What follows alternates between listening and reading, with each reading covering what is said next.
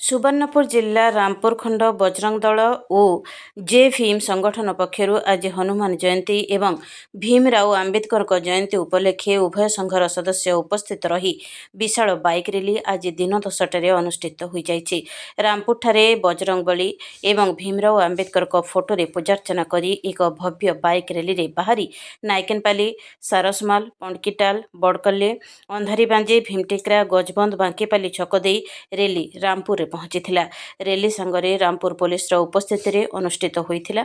शांति श्रृंखला दृष्टि विभिन्न छकरे पुलिस फोर्स मुतयन थिबा देखिबाकु मिलिथिला। एही रैली रे बजरंग दल, भीम आर्मी, जे भीम संगठन, विश्व हिंदू परिषद, भारतीय जनता पार्टी भली संगठन कार्यकर्ता उपस्थित रही भव्य रैली शांति श्रृंखला अनुष्ठित होइथिला।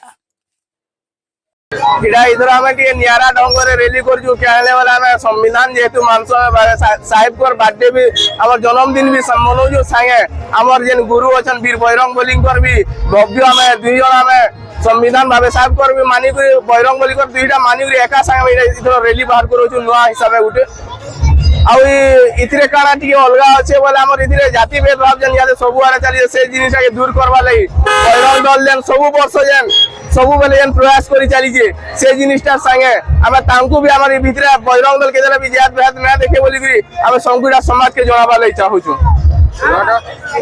गाँव पंडकीटाल मोर ना बैरंगी रिंकुनाथ सोनपुर जिला विश्व हिंदू परिषद।